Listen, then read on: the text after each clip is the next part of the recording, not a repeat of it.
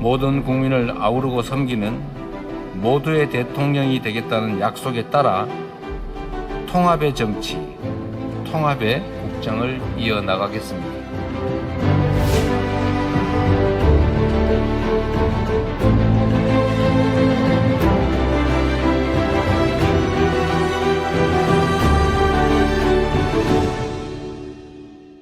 지방과 균형을 맞추는 수준이 아니라 지방에 인센티브를 주는, 지방을 더 우대하는 전략으로 가야 비로소 약간의 균형을 되찾을 수 있겠다는.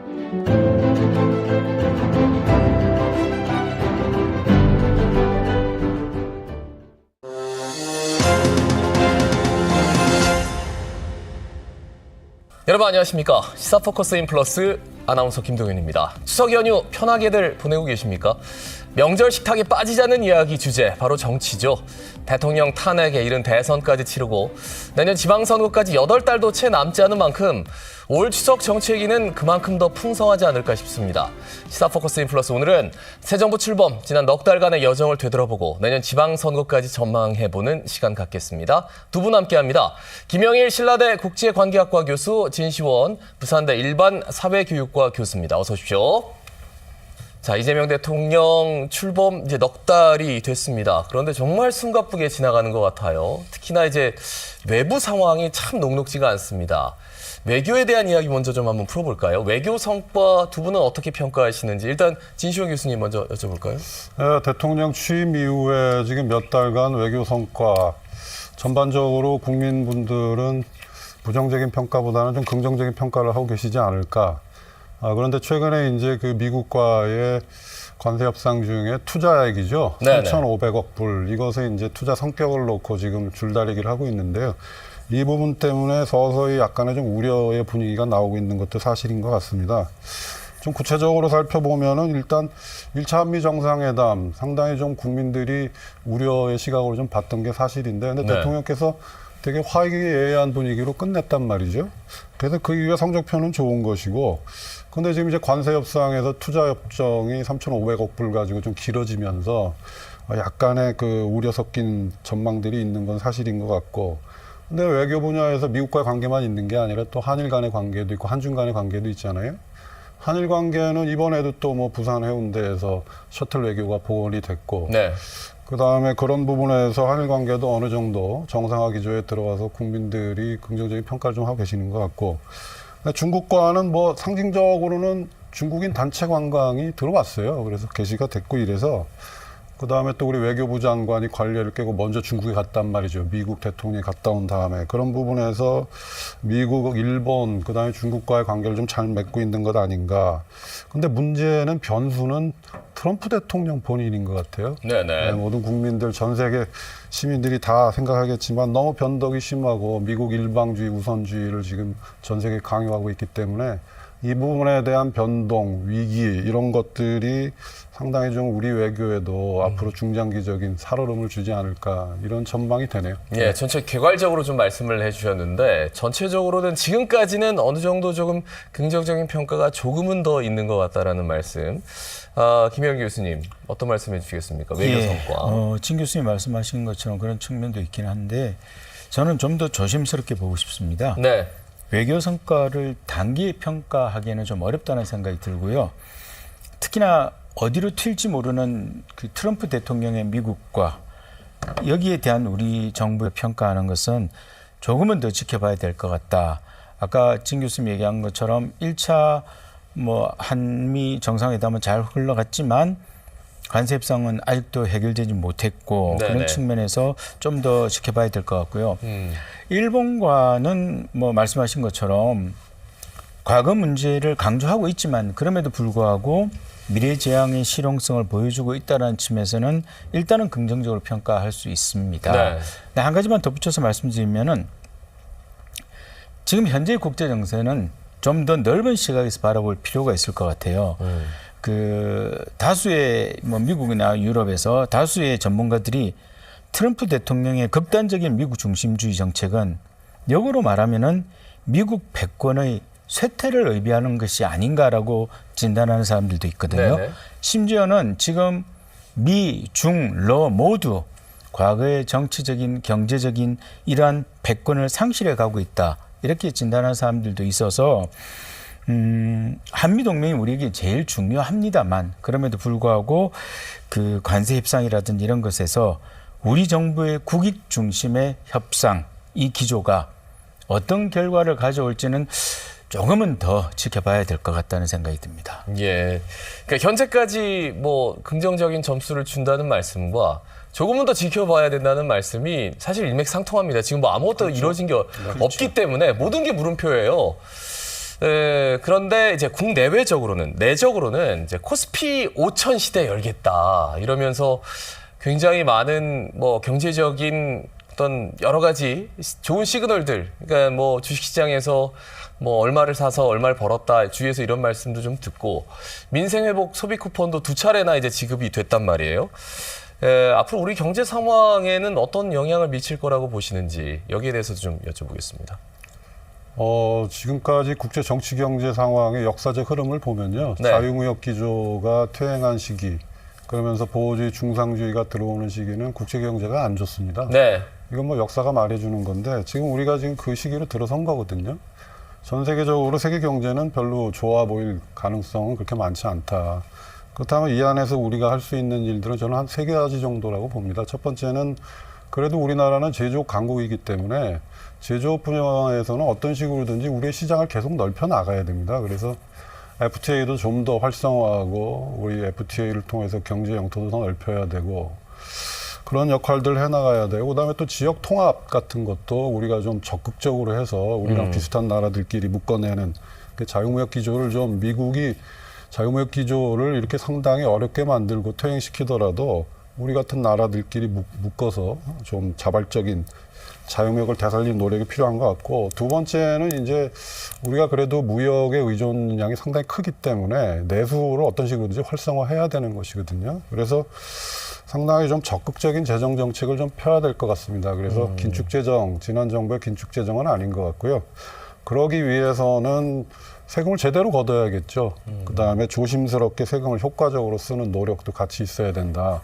뭐 돈 펑펑 쓰면은 또 비판받잖아요. 그래서 네. 제대로 효율적으로 쓸 필요가 있는 것 같고 마지막으로는 결국에는 10년, 20년, 30년 후에 우리가 먹고 살 수 있는 미래 먹거리 산업 이런 것들이죠. 지금 뭐 반도체도 그렇고 AI도 그렇고 로봇 같은 것들 그다음에 스마트 비이클 이런 것들 분야에 지금 뭐 국가가 집중적으로 투자를 해야 된다. 이제는 시장에만 맡겨놓는 나라 없거든요. 중국은 뭐 국가 주도로 해서 모든 거를 지금 뭐 최첨단 세계 인류로 끌어올리고 있는 판이고 네네. 미국도 지금 뭐 국가가 중상주의 보호주의 정책으로 들어간 거 아닙니까? 그래서 우리도 지금 이번 정부 들어와서도 뭐 100조의 기금을 만들어서 AI 지능도 하고 뭐 이러고 있는 판인데 미래 전략 산업 우리가 우리의 후손들이 우리 자식들이 먹고 살 수 있는 그런 미래 전략 산업에 대대적으로 투자하는 모습 국가가 주도하고 기업은 창의적으로 응하고 국민들도 호응하고 이런 전 국민적인 국가적인 노력이 좀 필요하다.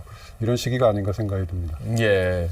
일단은 재정 정책을 특별히 이제 좀 돈을 풀어야 된다라는 말씀. 효과적으로 거기에다 이제 효과적으로라는 단어를 붙이긴 했는데 네. 지금까지 2번의 이제 소비 쿠폰은 그에 이제 상응하는 정책이기 때문에 거기에 대해서 이제 앞으로 좀 긍정적으로 보시는 모습. 예. 어떻게 보십니까? 이제 지금까지는 조금 뭔가 경제가 바뀌고 화랑이 되는 것 같긴 한데 여기에 대해서 어떻게 보세요? 실질적으로 이 소비 쿠폰이 정말 어려운 서민들하고 소상공인들에게는 좀 숨통을 틔워주는 네네. 그런 역할은 했다고 생각하고 또 앞으로 더 할 것이라는 생각이 듭니다. 네네. 그리고 또한 국내외 기관들도 향후 우리나라의 그 경제 성장률이 좀 호전될 것이다. 이렇게 전망을 하고 있습니다만 방금 진 교수님 얘기해 주신 것처럼 역시 변수는 미국이라는 나라의 변수가 가장 중요할 것 같고요. 그 정시 같은 경우도 네네. 지금 급속히 오르다가 또 정체하는 이런 모습을 보이고 있거든요.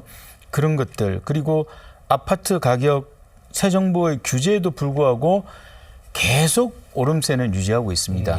이런 것들이 우리의 그 새 정부의 경제 정책에 부담이 될 수 있을 거라는 생각이 들고 그래서 좀 뭔가 확실한 앞으로의 경제 계획 이런 것들에 대한 선제적인 발표와 선제적인 진행이 필요할 것 같고요.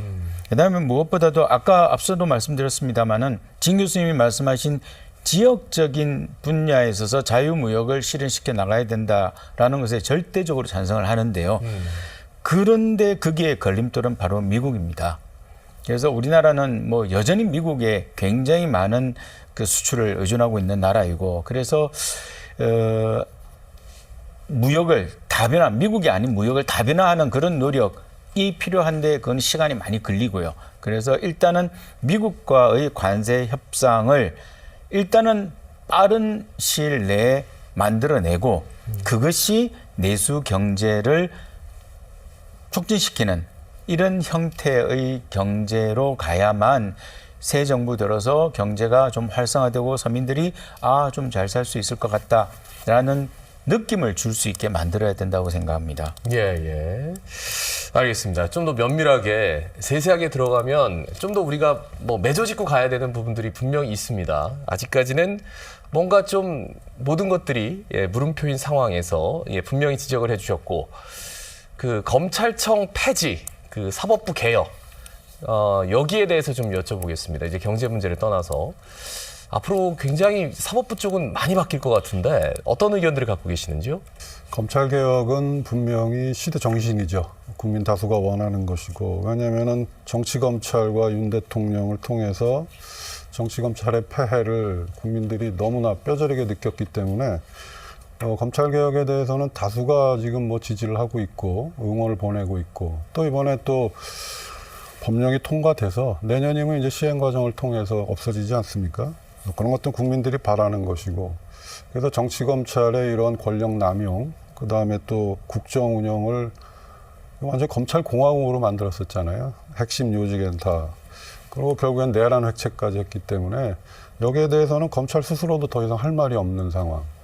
그래서 검찰 개혁 문제는 뭐 지금 국민들로부터 일정 정도의 찬성 의견이 훨씬 더 많다고 보고요. 잘했다는 의견이. 사법 개혁은 제가 보기에는 지금 좀 분기점에 서 있지 않나. 왜냐하면은 찬반이 지금 한 반반 되는 것 같아요. 그러니까 사법 개혁을 하는 것도 필요한 것이죠. 왜냐하면은 지금 사법부가 이 국민 주권 시대와는 어울리지 않는 영역이 분명히 존재합니다. 왜냐하면은 사법부가 잘못한 일이 많아요. 그러니까는 유력한 대선 후보를 이 자격을 박탈하려고 그랬단 말이죠. 그 대법관이 그랬단 말이죠. 대법원장이. 그러니까 파기환송을 유죄 취지에 파기환송을 시켜버린 것, 그것도 대선이 며칠 안 남았는데, 그것도 유례가 없이 빠른 시일 내에 그렇게 처리를 해버린 것. 그다음에 또 지기현 판사는 시스루 계산해가지고 구속을 취소해서 또 내란 우두머리를 또 풀어줬단 말이죠. 구속에서. 이런 것 때문에 지금 국민들이 상당히 좀 화가 나 있는 건 사실이에요. 그러면서 이게 내란 재판이 제대로 되고 있을까 우려감이 있는 것도 사실이죠. 게다가 여태까지 우리 이 사법 체계에서 전관예우라는 것, 국민들이 상당히 좀 안 좋아했던 것이거든요. 폐해거든요. 폐습이고. 이런 부분에 대해서, 그다음에 뭐 국민참여재판, 국민들이 재판을 국민 여론이나 주권을 통해서 통제할 수 있는, 민주적으로 통제할 수 있는, 직접 참여할 수 있는 이런 채널 같은 것도 사법부가 받아들여서 활성화시키지는 않았단 말이죠. 그래서 여론은 비등한데, 찬성 여론이 많은데 사법개혁은, 문제는 이것이 너무 지금 민주당이 과도하게 너무 밀어붙이면서, 국민들은 그래도 초등학교 때부터 배운 게 삼권 분립이잖아요. 물론 정책적으로 보면 삼권 분립에서 선출되지 않은 사법부가 동등한 권력을 행사할 수 있느냐, 이거는 이제 논쟁적입니다. 그런데 그럼에도 불구하고 우리 국민들 상식적으로 삼권 분립을 알고 있기 때문에 이런 것들을 염두에 두면서 지금 여론이 반반으로 나뉘었다고 봅니다. 그래서 민주당은 지금 좀 신중할 필요가 있다.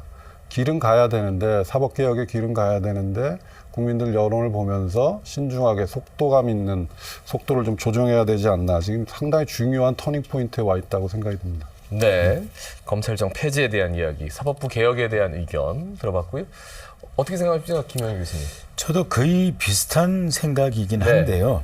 모든 정책이나 개혁은 국민적인 공감대가 가장 중요하다고 생각을 합니다. 그런 측면에서 검찰 개혁의 경우에는 사실 오래전부터 검찰 개혁을 해야 된다는 목소리가 있어 왔고요. 실제로 시도도 했었습니다. 그런 측면에서 그 검찰 개혁에 대한 뭐 국민적인 공감대는 어느 정도 만들어졌다라는 생각이 드는데 그럼에도 불구하고 그 수사권을 가진 조직들이 행정부로 집중된다라든지 정치 검찰이 아닌 순수한 검찰들이 가지고 있는 생각들 이런 것들의 일부는 또 정부 여당이 받아서 함께 논의해야 되는 그런 부분도 사실은 조금은 있지 않나라는 생각은 들고요. 반면 사법부 개혁의 경우에는 아까 진 교수님 얘기하신 것처럼 타당성에도 불구하고 국민들은 여당이 너무 강하게 밀어붙인다. 그래서 좀 눈살을 찌푸리는 그런 경우가 있는 것은 사실인 것 같아요. 그래서 야당이 같이 참여하면 좋겠지만은 야당이 참여하지 않는다 하더라도 이해 당사자인 사법부나 그 외의 기타 기관들이 함께 하면서 연착륙할 수 있는 방안을 찾아보는 것이 좋겠다는 생각이 듭니다. 네, 두 분 모두 검찰 개혁에는 당연히 동의를 하는데 이 사법부 개혁의 어느 속도 조절 정도는 좀 있어야 된다. 예, 지금 속도에 대해서는 좀 국민들의 좀 온도차가 좀 큰 것 같아요. 각각의. 그 이재명 대통령이 모든 국민을 아우르고 섬기는 모두의 대통령, 통합의 대통령 되겠다. 그런데 실제로 정치권은 정말 극심한 갈등과 대립구도입니다. 원인이 어디 있다고 보시는지 또 해결책은 언제쯤 나올 수 있다고 보시는지 이번에는 김영일 교수님부터 답변 시간 좀 드릴까요? 제가 판단하기로는요. 여야 모두 자기들을 지지하는 극렬 지지층만 바라보고 정치를 하기 때문이라고 생각을 합니다. 문제는 이런 정치는 상대를 인정하지 않게 되죠. 그러니까 끝없이 평행선만 달리게 되는 겁니다. 우리나라에서 민주주의가 정착한 것이 이미 오래되었고요. 그럼에도 불구하고 지금 와서 전혀 비민주적인 정치 행태를 보이고 있는 것은 바로 이러한 극렬 지지층을 바라보는 정치를 하고 있기 때문이라고 생각을 하고요. 또 하나는 지금 현재 정치 지형이 너무 한쪽으로 세가 기울어져 있기 때문에 그 세가 강한 쪽에서는 세의 힘을 믿고 자기네들이 원하는 정치를 실현시키기 위해서 강하게 밀어붙이는 반면에 또 반대쪽에서는 국회에서 아무것도 할 것이 없기 때문에 그냥 장외로 나와서 투쟁하는 이런 극단적인 형태의 모습을 보여주고 있는데 제 생각으로는 특검의 결과가 나오고 그다음에 이것들이 재판의 과정 속에서 어느 정도 정리가 되고 네네. 하는 이 시점이 와야 어느 정도 가라앉지 않을까 뭐 이렇게 조심스럽게 예측을 해봅니다. 그러니까 한참은 계속 논란이 지속될 수밖에 없는 구조다라는 말씀으로 들리는데 진 교수님 동의하십니까? 네, 저도 같은 정치학자로서 당연히 동의하죠. 지금 김 교수님께서 상당히 중요한 말씀 해주신 것 같아요. 그러니까는 이게 진영 정치죠. 네. 근데 진영 정치도 보통 진영 정치가 아니라 완전히 극소수 강경 세력 간의 배제 정치, 혐오의 정치거든요. 그러니까 원래 정당의 기능이라는 것은 이익에 표출도 하면서 이익을 집약하는 역할 두 가지를 하는 것인데 네. 그래서 자신의 지지층들의 다양한 이익을 집약해서 표출하는 역할을 해주는 것 아니면 국민 다수의 이익을 집약해서 표출하는 역할, 정책으로 표출하는 것 이런 것들이 정당의 역할인데 지금 정당 지지층의 다수 지지층의 이해관계를 제대로 대변하는 것도 아니고 국민 다수의 이해관계를 대변하는 것도 아니에요. 양대 정당이. 강경 세력들만의 이해관계, 그다음에 그분들의 눈치만 보고 있는 것이거든요. 이렇게 되면 정당이 기능을 제대로 못하죠. 그러면 진짜 극소수의 강경 세력들에 의해서 한국 정치가 끌려다니는 거거든요. 그럼 대다수 국민들, 대다수 당원들은 상당히 정치에 대해서 혐오감, 좌절감, 분노만 느끼게 되는 것이고 이러면 정치에 대해서 상당히 안 좋은 감정들이 생기죠. 판단이 생기고. 그래서 그러한 진영 정치 폐해를 이제 좀 막을 때가 됐다. 그 부분은 분명한 것 같고요. 그다음에 왜 이렇게 또 극렬한 그럼 여야 대립이 있느냐. 저는 두 가지가 더 있다고 봐요. 하나는 아직 내란이 안 끝났습니다. 그러니까 내란이 아직 특검이 진행 중이고 네. 세 가지 특검 진행 중이잖아요. 10월까지, 그 다음에 12월까지 세 개 특검이 계속해서 지금 연장이 돼서 유지가 될 거란 말이죠. 네네. 진실 규명이 아직 안 됐어요. 게다가 재판이 또 진행될 거 아닙니까? 특검이 끝나면 제대로 된 재판이 나올 거 아닙니까? 그럼 내란이 진실이 규명되고 거기에 대한 명확한 법적 처벌이 있어야지만이 이게 끝이 나는데 정치권은 어떤 식으로든지 내란을 정리를 해야 돼요. 이건 역사적인 책무고 국민들한테 대한 의무거든요. 근데 이게 아직 안 되고 있기 때문에 싸울 수밖에 없다. 그럼 왜 싸우느냐? 국민의힘이 아직까지 내란에서 못 벗어나고 있는 거예요. 아직까지 친윤 세력들이 있고 내란을 옹호하고 내란을 동조하는 이런 세력들이 아직까지 강하게 남아있단 말이죠. 강경 세력들이. 이러니까 민주당으로서는 내란을 척결해야 되는 부분이 분명히 있는 것이고 이러니까 내란을 중심으로 해서 강경 세력들끼리의 충돌이 계속 지금 이어지고 있는 것 같다. 상당히 한국 정치 그다음에 대다수 국민들 입장에서는 좋은 상황은 아닌 것이죠. 예, 이렇게 봅니다. 3대 특검법 뭐 통과가 됐고 뭐 10월 말씀을 해주셔가지고 이게 마무리가 된다면 그러면 어느 정도 갈등이 해소가 될까요? 이 갈등 상황의 전환점 마련될 수 있다고 보세요. 지금 이게 약간 이율배반적인 거라서 지금 뭐 국민의힘 내부적으로는 내란에 대해서 정리가 안 됐다. 근데 어느 정도 판결이 나오고 한다고 해서 이게 정말 드라마틱하게 정리가 될까라는 생각이 들어서요. 어떻게 말씀해 주시겠습니까? 지금 세 가지 특검이 있잖아요. 근데 최상병 특검은 연장이 돼서 10월 29일까지 됩니다. 그다음에 나머지 김건희 특검, 내란 특검은 12월 19일까지 아마 이 정도 될 겁니다. 그러면은 앞으로 상당 부분 특검, 세 가지 특검 가지고 뉴스가 시끄러울 거예요. 그거 가지고 또 정쟁이 있을 것이고 그럼 이거로 끝나느냐? 아니거든요. 이제 재판에 들어갈 거 아닙니까? 그러니까요. 그럼 재판에 들어가면 또 뉴스가 나오면서 그거 가지고 또 이제 시끄러워진단 말이죠. 그럼 서로 간의 목적은 달라요. 한쪽은 내란을 정리해야 되고 한쪽은 어떤 식으로든지 내란에서부터 벗어나서 정당을 재건해야 되는 거 아닙니까? 이런 것들이 계속 연장된다. 왜냐하면 내년 6월 3일 날 지방선거가 있잖아요. 그러면 정치권에서는 당연히 이 지방선거에 이 부분을 활용하고 싶은 측면이 있을 것이고 여기서 벗어나고 싶어하는 정당이 있을 거 아닙니까?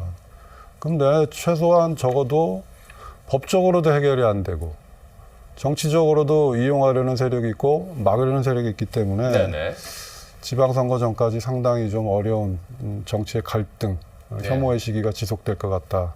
이런 전망이 나오는 것 같습니다. 지방선거로 이제 갈등이 봉합이 될 수 있을지 교수님? 저는 개인적으로 지방선거의 결과가 변곡점이 될 수 있다라고 생각을 해봅니다. 민주당이 압승을 할 경우에 큰 쟁점에서 이 문제는 좀 사라지게 될 거라는 생각이 들고요. 그래요? 예, 민주당이 압승을 하면은 이제는 국민들이 민주당에 압승을 해줬기 때문에 3대 특검이나 그리고 거기 이어지는 재판 이런 것들이 어쨌든 끝을 향해서 가고 있기 때문에 국민들이 민주당의 의견을 들어준 것이고 그래서 이 쟁점들은 차츰 정리될 것이다라고 기대를 할 수 있는 반면에 그래도 국민의힘이 선전을 할 경우에 지금 상황으로서는 뭐 압승을 한다라기보다는 선전을 한다라고 표현할 수밖에 없을 상황인데요. 그럴 경우에는 국민의힘에서 계속 쟁점화시켜서 내년이 가더라도 계속 이 문제는 시끄럽지 않을까. 그래서 내년 지방선거의 결과 한번 좀 살펴보는 것이 필요하지 않을까 생각이 듭니다. 그러니까 특검이 마무리되고 계속 논란이 되고 지방선거 때까지 갈지 안 갈지 그런데 지방선거 결과에 따라서 그게 더 갈지 아니면은 거기에서 어느 정도 봉합이 될지 그것은 지방선거가 어떻게 보면 가늠자가 되는 거네요. 그죠? 저는 그렇게 한번 조심스럽게 보고 싶습니다. 좀 더 길게 보면은요, 뭐 저도 교수님 말씀에 동감하는데요.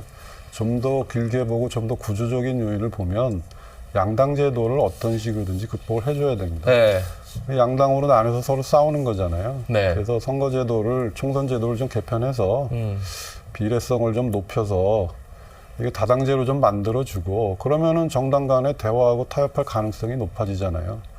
그러면은 이렇게 뭐 양당이 죽기 아니면 살기로 싸우면서 또 적대적으로 공존하잖아요. 권력을 나눠가면서. 이런 것들이 좀 양당 체제가, 이 부정적인 양당 체제가 좀 무너질 수 있지 않겠나. 그래서 저는 총선제도 바꾸는 거, 대선제도도 결선 투표 같은 걸 좀 끌고 와서 네네. 다른 정당 후보들이 군소정당 후보들이 사표를 사퇴하면서 다른 유력 후보를 지지하고 그 안에서 또 서로 간에 타협이 이루어지고 정책 연대가 이루어지고 이런 제도적인 변화가 근본적이고 구조적인 우리 정치를 변화시킬 수 있는 방법이다 이런 생각이 좀 듭니다. 일단 이제 정치 제도, 특히나 선거 제도에 대한 이야기를 해주셔가지고 이거는 또 다른 완전히 다른 문제이기 때문에 이게 안 되면 예. 계속 양당은 이러고 싸울 겁니다. 근데 예. 그렇다고 해서 이제 지금의 정치인들이 다당제로 바뀐다고 해서 안 싸울까 이런 생각도 해요. 그렇죠. 예. 네. 알겠습니다. 예. 지난 넉 달간의 이제 새 정부 출범 후에 여러 가지 민심들 쭉 살펴드렸습니다. 자, 여러분께서는 새 정부 출범 넉 달 추석 부산 민심문을 주제로 오늘 시사 포커스 인 플러스 함께하고 있습니다. 잠시 후에 뵙겠습니다.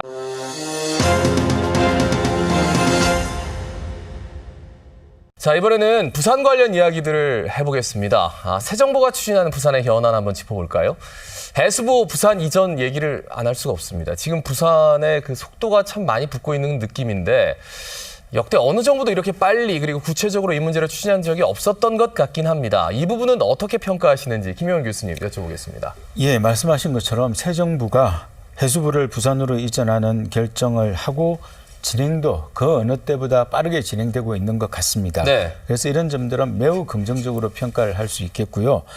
야당 대표조차도 처음에 입장을 바꾸어서 해수부뿐만 아니라 해양수산 관련 공공기관이나 기업들 모두 부산에 와서 부산이 명실상부한 해양수산의 중심 도시가 되어야 된다라는 입장을 보이는 것만 하더라도 이미 부산은 해양수산의 거점이 되었다라고 할 수 있겠습니다. 근데 문제는 이런 말치레가 아니라 앞으로 어떻게 책임 있게 그리고 빠르게 실행에 옮기는가가 중요한데 아마 내년 지방선거도 있고 그런 측면에서 보면은 민주당 정부는 올 연말까지는 분명히 해수부를 완전히 이전하는 이 작업은 분명히 마치지 않을까 네네. 그런 생각은 듭니다. 해수부 이전 작업을 올 연말까지는 마치지 않을까.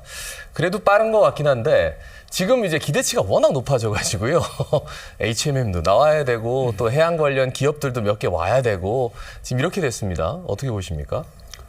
그 대선에서 이런저런 약속들이 있었죠. 그렇죠. 네, 그런데 이제 대선에서는 그게 실현 가능한지까지 정확하게 체크를 할 수는 없는 것이고 그런 취지의 발언들이 있었던 것이죠. 네네. 그래서 이제 후퇴하는 부분도 분명히 있는 건데 근데 민주당 입장에서는 뭐 대통령실도 그렇고 어쨌든 내년 6월 3일 지방선거가 1년 평가잖아요. 실질적으로 보면.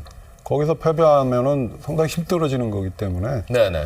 근데 지금 뭐 전국적으로 보면 수도권하고 호남, 충청 이 지역은 뭐 지금 민주당이 약간 우세하고 있는 상황이고 그 지난 항상 민주당 정부는 그래서 가장 중요한 게 동진 정책 아닙니까? 동쪽에서 표를 얻어야 되는 거고 이겨야 되는 것이고 그 중에서 제일 이제 공을 들이는 데가 부울경 지역인데 이번에도 그래서 대통령이 취임하자마자 계속해서 부산에 대한 집중적인 지원 정책을 얘기하고 계시는 것 같습니다. 네네.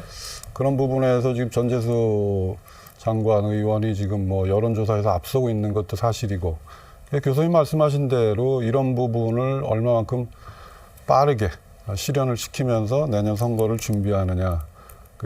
또 앵커께서 말씀하신 대로 기대 수준은 높은데 민주당과 대통령이 얼마만큼 이걸 부산 시민들의 이 생각을 채워줄 것이냐. 이 부분이 이제 그 민주당과 대통령실의 몫이다. 뭐 이렇게 생각이 드네요. 예. 여러분도 지금 보시면서 그 여러 가지 지금 특히나 이제 부산에 오랜만에 온 친척들이 이 부분에 대해서 정말 얘기 많이 할 것 같아요. 해수부 이전 관련해서 12월 안에 어떻게 될지 저희도 좀 지켜보도록 하겠습니다. 그 해수부 이전 못지않게 정부가 적극적으로 추진하는 것 중에 하나가 동남권 투자 공사입니다. 근데 이제 동남권 투자 은행이 최초에는 얘기가 됐다가 이제 이 동남권 투자은행 자체가 조금 힘들지 않을까 해서 이제 살짝 변침을 했어요. 정부와 여당이 동남권 투자공사로 갔는데 부산시는 동남권 투자은행으로 가야 된다. 이 작은 차이긴 하지만 용어의 차이긴 하지만 차이는 좀 있어 보입니다. 여기에 대해서 어떤 말씀해 주실지.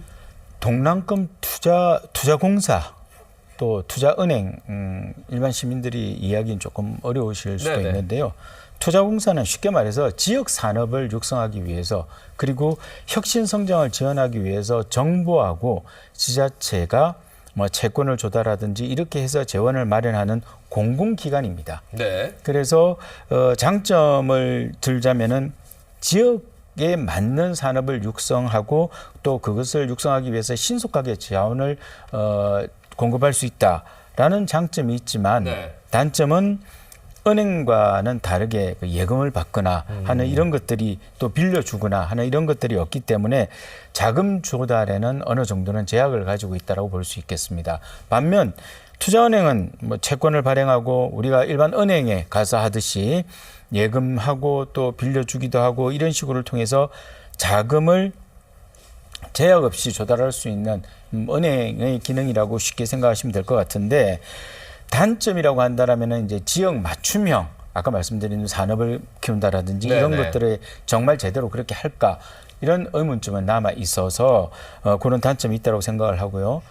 부산은 뭐 국제 금융 도시를 지향하기 때문에 당연히 투자 은행 쪽으로, 은행을 예. 요청했지만 정부는 이미 법을 투자공사로 공사 쪽으로, 예. 법을 했기 때문에 아마 투자공사가 되지 않을까. 뭐 현실적으로는 그렇습니다. 네네. 진 교수님. 네, 말씀하신 그대로 같습니다. 그러니까 공사는 뭐 정부가 돈을 대서 빠르게 할 수 있는 것이죠. 내년 6월 이전에 가시화하고 현실화할 수 있는 가능성이 상당히 넓어지는 것이고 높아지는 것인 반면에 은행 투자은행으로 가면은 이게 여러 가지 규제를 또 맞춰야 되거든요. 예컨대 뭐 국제결제은행 규제도 맞춰야 되고 조건도 맞춰야 되고 또 금융당국의 요구 조건도 맞춰야 되고 말씀하신 여수신 이런 업무도 또 만들어야 되고 네네. 여러 가지 것들이 있기 때문에 처음에는 이제 그 산업은행 대신에 동남권 투자은행 얘기를 했는데 네네. 그렇죠. 그게 이제 대선 때 아닙니까? 그때는 어찌 보면 민주당 후보로서는 상당히 솔직한 거였죠. 안 되는 건 안 되는 거다. 산업은행 가지고 우리 부산이 되게 옥신각신 많이 했잖아요. 네네. 되느냐 안 되느냐 가지고 부산 시민들 기대만 높았다가 또 좌절하고 이런 악순환을 계속 겪어왔는데 민주당 대선 후보로서는 안 된다는 걸 정확히 얘기해주고 네. 여의도에서 못 가져오겠다는 거죠. 반대 심하니까. 그래서 그 대신에 그러면 동남권 투자은행을 만들어주겠다 했는데 은행을 만들려니까 시간이 좀 걸리는 거죠. 쉽을 것 같지 않고. 그러니까는 그다음 공사부터 좀 가자 이런 생각이 아니겠는가. 그래서 저는 생각이 우리 부산에서 여태까지 부산 발전 방안들 여러 가지가 있었잖아요. 여러 가지가 있었는데 그거를 여야가 싸우고 또 부산 시민들도 나눠서 이 얘기하고 저 얘기하고 언론도 마찬가지 이러다 보니까 우리가 얻은 게 별로 없어요. 이럴 때는 정말 현명하고 실용적으로 일단 한번 해보자. 주는 거는 빨리 받고 네네. 공사 만들고 또 먼저 받은 다음에 또 은행으로 가고 네, 이런 식의 그 태도를 좀 우리가 이제 상당히 전략적인 사고와 행태를 좀 보여야 되지 않는가. 그러니까 이번에는 줄 때 빨리 받자. 네. 예, 앞으로는 어느 정당이 했던지 간에 성과 있는 부산 발전 방안은 다른 정당도 받아서 이어주는 네네. 이런 것들을 부산의 여야가 정말 신사협정을 한번 맺었으면 좋겠다. 네네. 이런 얘기를 저는 좀 되게 강하게 드리고 싶어요. 이게 빨리 공사 받고 네. 그 다음에 어떤 정치 세력이 나오든 나중에 은행 해준다 그러면 그것도 그렇죠. 받고 예. 예, 이렇게 했으면 좋겠다 이 말씀이신데요. 그러면 이제 다른 얘기 가덕도 신공항 얘기를 좀 하겠습니다. 이게 시공사 현대건설이 포기를 했어요. 그러면서 새 정부의 고민도 클 것 같은데 해결의 실마리를 어떻게 마련해야 될까요? 정부는 일단 재입찰과 사업 추진 방식 등 검토를 하면서 분명하게 가덕도 신공항을 건설하겠다라는 의지는 표명하고 있습니다. 네네. 사실 어떤 측면에서 보면은 2029년 개항을 목표로 했던 것은 2030년 부산 엑스포 때문에 네네. 강행을 한 측면이 있다라고 생각을 하거든요. 이번 기회에 다소 지체가 되더라도 명실상부한 동남권 관문공항으로 나가기 위해서 철저하게 안전성 확보를 하고 도로망 확충하고 그리고 무엇보다 중요한 거는 처음부터 두 개의 활주로를 건설하는 것을 전제로 해서 건설 계획을 제대로 준비하는 것이 맞지 않을까 네네. 그렇게 생각합니다. 알겠습니다. 한 면만 아니라 두 면이라면 공사가 좀 지체돼도 어느 정도 이게 뭐 엑스포 관련해서 2029년으로 당기는 거지 용인이 되지 않을까. 특히나 부산 시민들에게 이런 말씀을 해주시는군요. 맞는 말씀이라고 봅니다. 저도 네. 그렇게 생각하고요.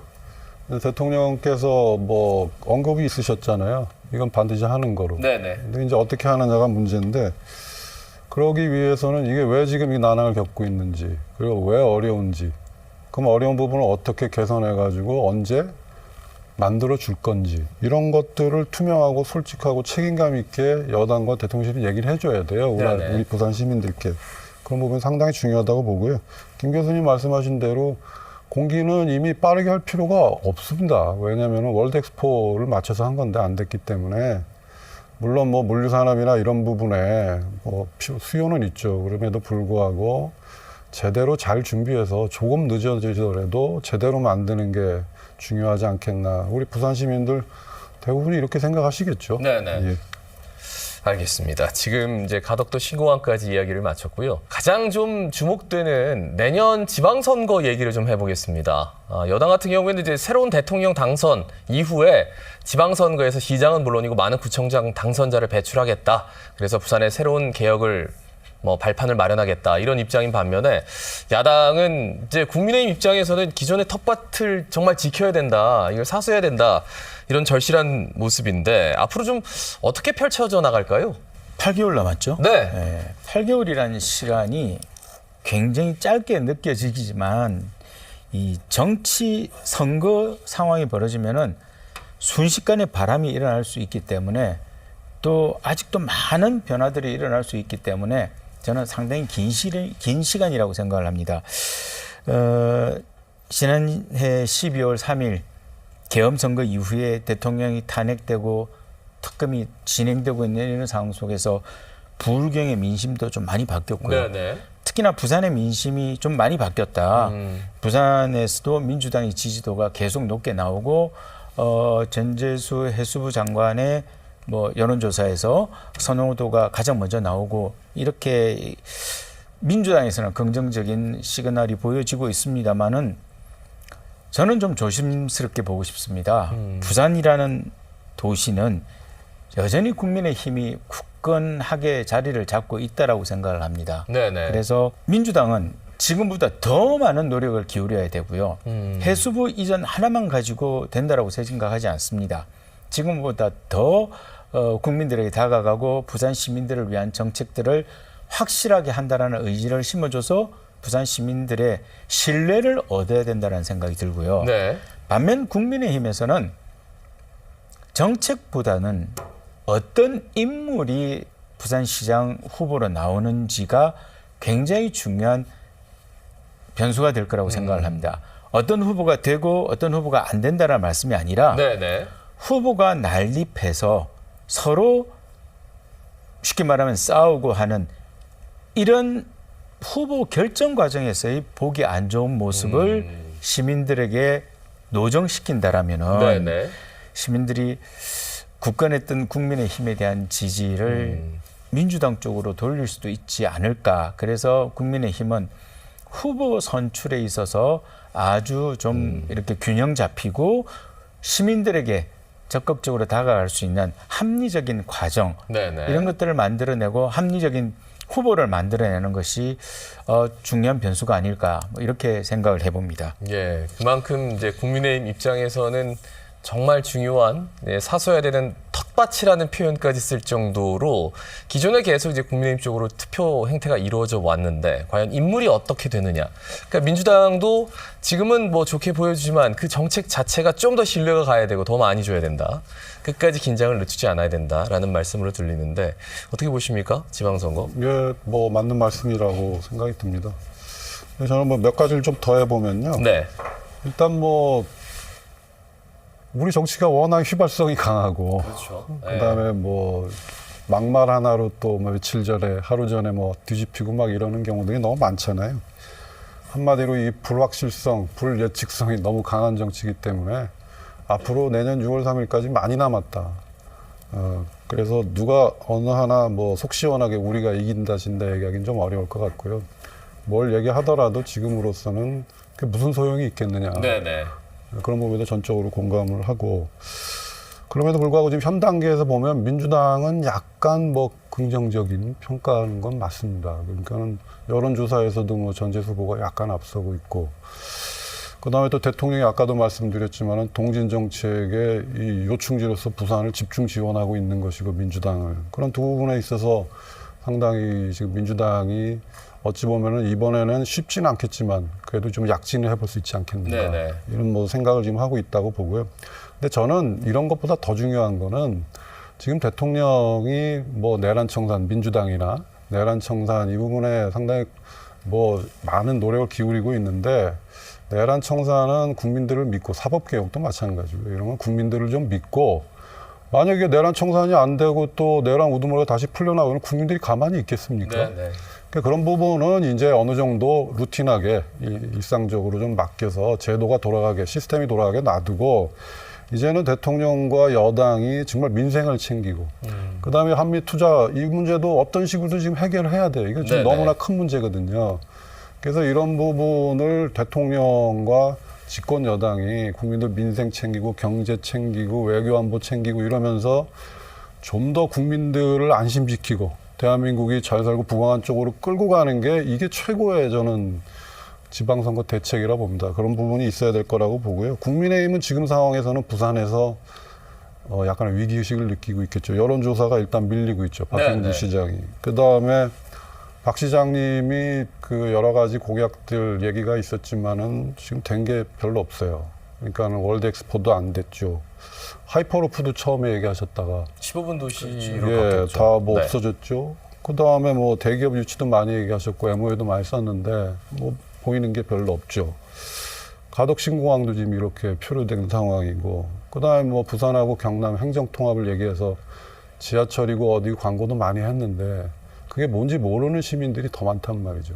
이미 동력을 상실했고 부울경 경제동맹도 추진하다가 어떻게 됐는지. 그러니까는 박 시장님은 상당히 지금 어찌 보면은 좋은 평가가 그렇게 많지 않은 건 사실인 것 같아요. 그런데 문제는 국민의힘으로서는 대안 후보가 또 안 보이고 있는 네네. 상황.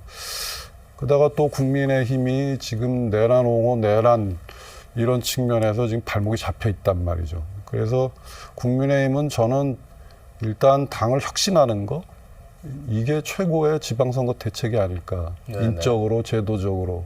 일단 내란에서 벗어나야 되겠죠.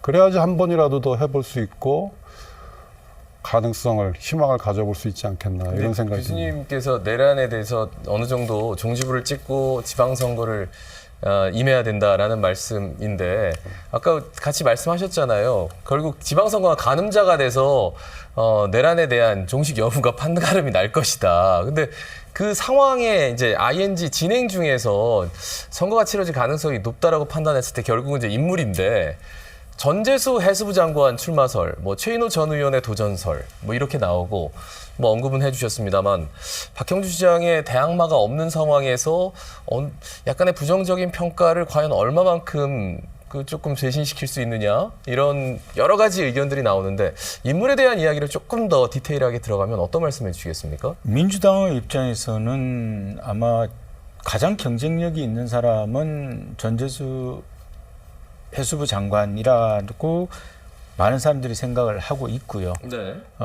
또 해수부를 옮겼다라는 그 실적 그리고 해수부를 가지고 부산 시민들이 해양수산의 중심 도시가 되도록 만들어 갔다라는 그런 측면에서는 민주당에서는 단연 돋보이는 후보가 되지 않을까라는 생각이 들고요. 네네. 국민의힘 같은 경우는 저는 박형준 시장 외에 별 후보가 없다라고 현재는 보여지지만 네네. 오히려 나서는 후보들이 더 많아지지 지금은 않을까라는 조용한데. 생각을 하거든요. 그래서 뭐 김도 국회의원도 오르내리고 네. 지금 누구라고 다 말씀드리기 힘듭니다만 아까 제가 말씀드렸던 이유가 그겁니다. 너무나 많은 후보들이 난립을 내서 그래서 거기에서 어떤 후보를 만들어내는 과정에서 매끄럽지 못한 경우가 되면은 국민의힘이 좀 어렵지 않을까. 근데 현재로서는 진 교수님이 얘기하신 것처럼 박형준 시장에 대한 부산 시민들의 평가는 뭐 그렇게 높지 않은 것은 사실이죠. 네. 그런 측면에서 국민의힘은 고민은 많이 될 거고 또 바로 그 점 때문에 많은 후보들이 박형준 시장을 대신해서 부산시장 후보로 나오겠다는 생각들을 하지 않을까 그런 생각을 해봅니다. 오히려 지금은 조용하지만 국민의 입장에서는 훨씬 더 많은 후보군들이 한꺼번에 난립하면서 이른바 교통정리 네네. 이런 것들이 조금 난맥상에 이른다면 이게 오히려 반대급부가 생기면서 좀 상대당에 유리하지 않을까 이런 그럼에도 말씀. 불구하고 현재는 네. 뭐 박형준 시장이 가장 유력하다고 보는 게 사실 타당하다고 봐야 되겠죠. 네, 알겠습니다. 진 교수님. 지금 상황에서 선두주자가 무슨 의미가 있겠느냐 이런 생각이 일단 드는 것이고요.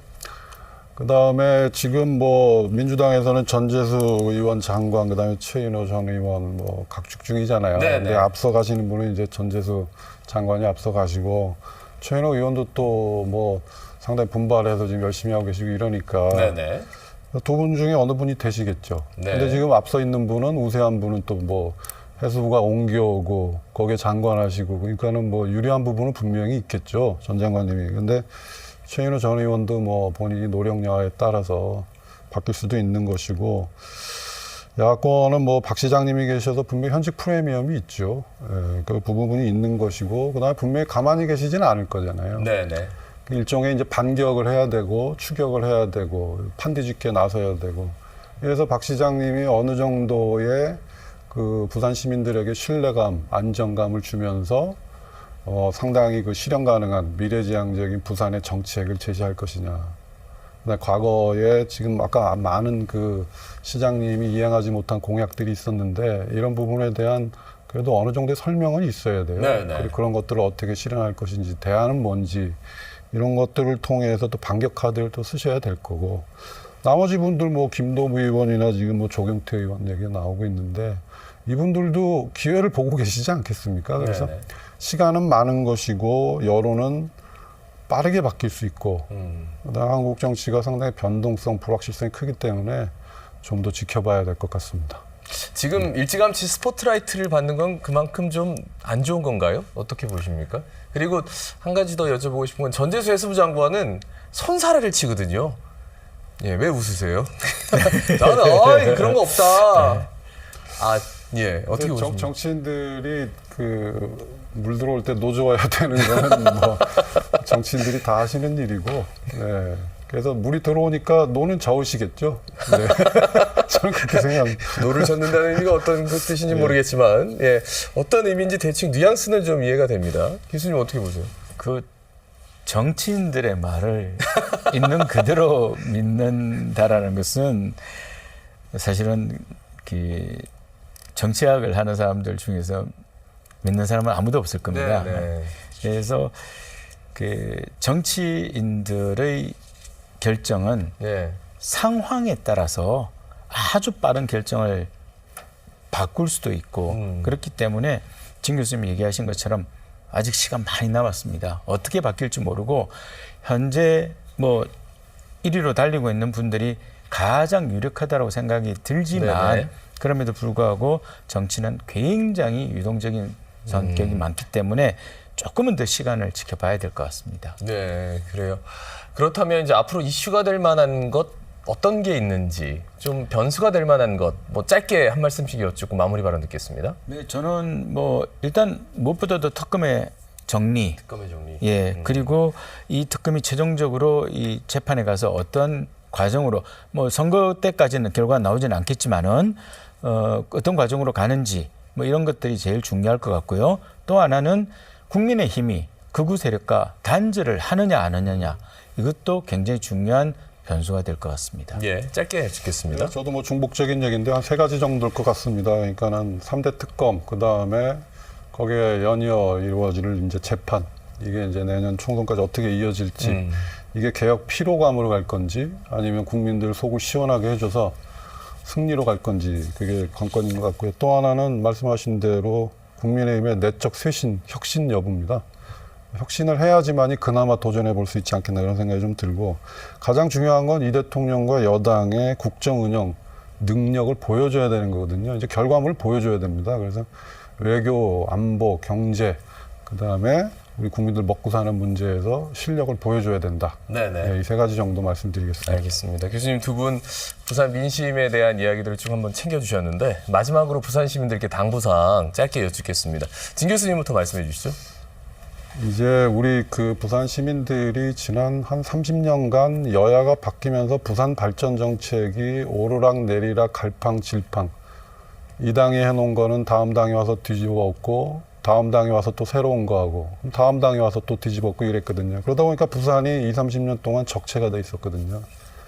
이제는 여야, 민주당, 국민의힘 이런 것보다 보수 진보보다 더 중요한 게 이데올로기보다 더 중요한 게 우리 부산이 미래를 확보할 수 있고 노인과 바다의 도시가 아니라 먹고 살 수 있고 행복한 도시, 많이 찾아오는 도시를 위해서 여야를 떠나서 협력해야 된다. 좋은 거는 받아서 이어줘야 된다.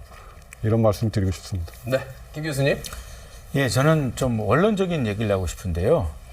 지난 12.3 계엄을 저지한 것은 바로 국민들의 힘이었습니다. 네.